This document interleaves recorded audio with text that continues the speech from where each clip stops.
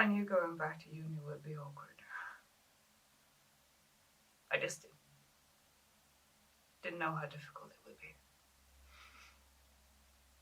Or that these things don't seem to disappear after a day or two.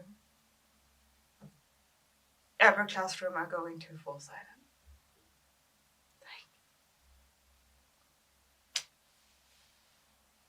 And I can feel every single eye on me. I mean, even the teachers are being weird. Like, they either give me this consoling smile and weird sympathetic tilt of the head, or they don't acknowledge me at all. I mean, some literally won't not look me in the eye.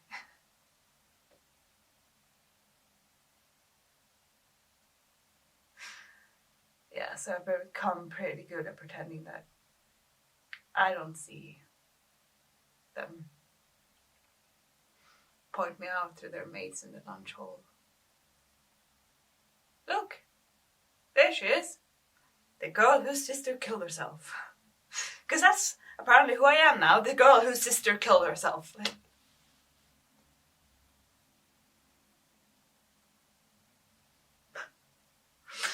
My mates, they were pretty good about everything for a while, but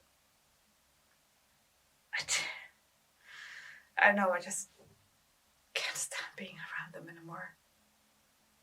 I mean, their jokes aren't funny, their nonsense conversations aren't interesting, and I don't know, it's not their fault, but I kind of resent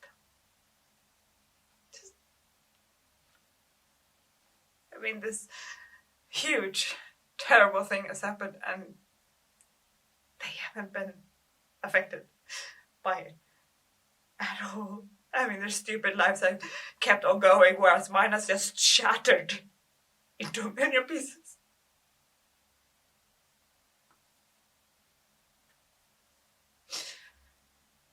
Asher told me that there were kids in his school that were trying to goad him into beating this kid up in our sister's ear, who they reckon been bullying her. And they just couldn't understand why he wasn't angry with him. But I am angry. I really am. I'm absolutely furious, in fact. But I'm mad at my sister. I mean, did she not think for one moment how this will affect everyone? All of us. My dad's a broken man. Mom's a lifeless zombie, and my brother, he used to be so full of life. Bouncing up and down, and now he's just spaced out. Glued to his iPad watching YouTube videos.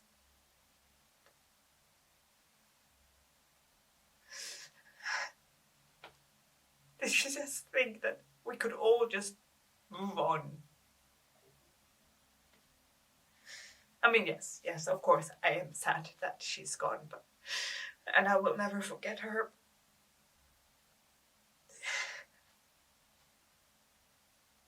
I can't forgive her for this. For every fake, consoling, head-tilted smile, for every look, every whisper, every finger point. For breaking our parents' hearts. For taking the life from my brother. I can't forgive her. I will never, ever forgive her.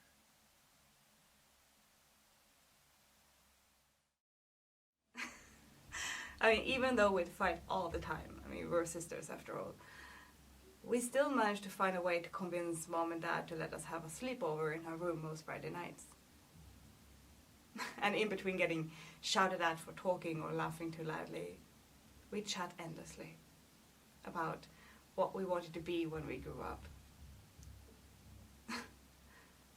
I mean, it changed all the time, but whatever we wanted to be, we'd always figure out a way that we could do it together, that we could work together and support each other. We wanted to make sure that no matter what we did, we'd still be in each other's lives. Like, when she wanted to be a world famous singer after winning the X Factor, of course. I wanted to be a fashion designer. I mean, it was perfect. I could design all her outfits for her, for every event, every concert, maybe even her merch. Or like when I wanted to be a best-selling author and write a series of books about this orphaned witch. She wanted to be an Oscar-winning director and turn all my books into movies. And sometimes we decide that we didn't really want to be all that rich and famous. Like when I wanted to be a vet. She wanted to be an architect. And she would build and design 100 state-of-the-art veterinary clinics for me to run all over the world. And each would have its own private runway so we could fly between them on our private jets. Not rich and famous. I don't know, we would go on and backwards and forwards like that for hours making plans. It makes me think.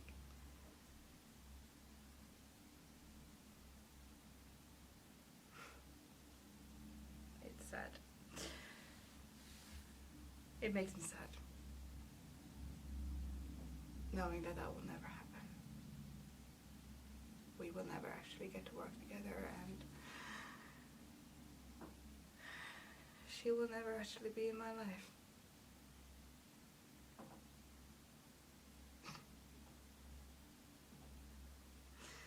Afterwards,